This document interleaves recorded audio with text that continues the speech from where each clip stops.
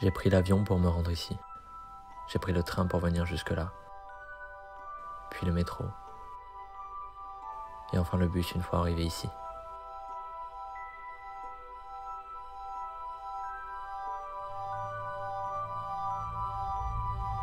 Le pied à peine sorti dehors, je ressentais désormais la force du vent, la fraîcheur d'un hiver qui s'annonçait et le bruissement si caractéristique du vent dans les feuilles.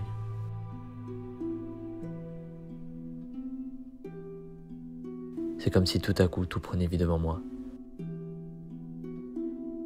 Comme si la nature s'autorisait à faire du bruit. Je me surpris alors à la laisser faire.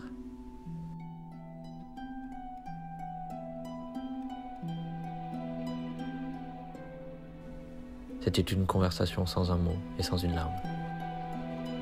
Seul filtré à travers le vacarme des feuillages, le bruit de mes pas sur le sol de cette fin d'automne.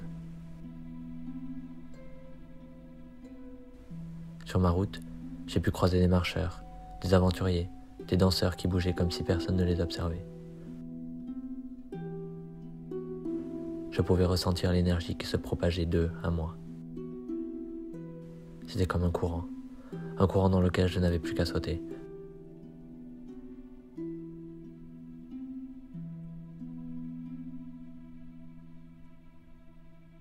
Je marchais sans cesse, parfois même sans but. J'étais venu ici chercher une raison à tout, ou peut-être à rien après tout. C'était comme si mon corps avait pris le contrôle et tentait de retrouver un souvenir égaré, une sensation perdue.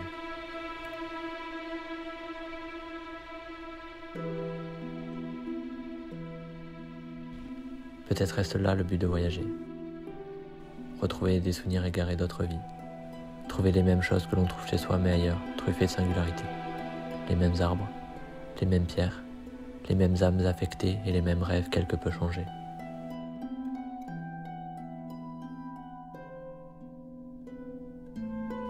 Ici, tout prenait un nouveau goût, une nouvelle saveur.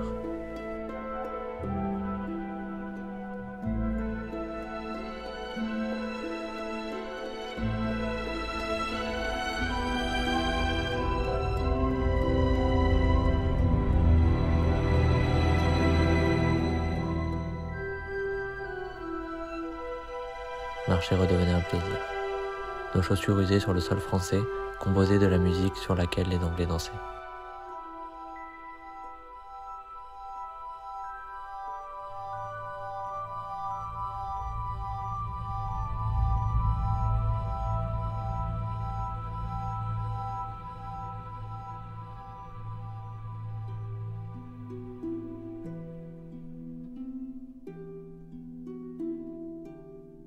Les gratte-ciels portaient la lourde responsabilité de l'image d'une ville en constante expansion. La journée, le ciel gris gardait Londres prisonnière sous une mer en suspension, prête à fondre à n'importe quel moment.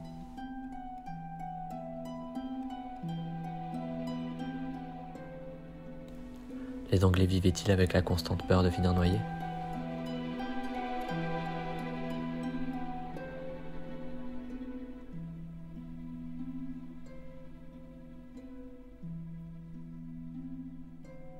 Malgré cela, je trouvais qu'ici la nature avait le contact facile.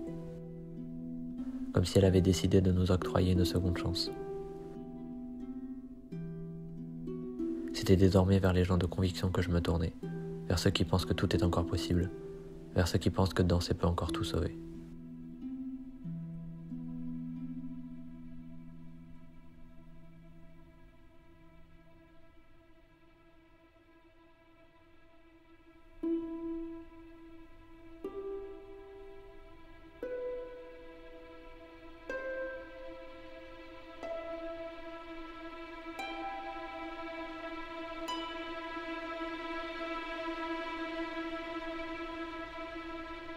Empêcher la fumée d'entrer dans nos poumons, réduire notre dépense d'énergie, notre consommation.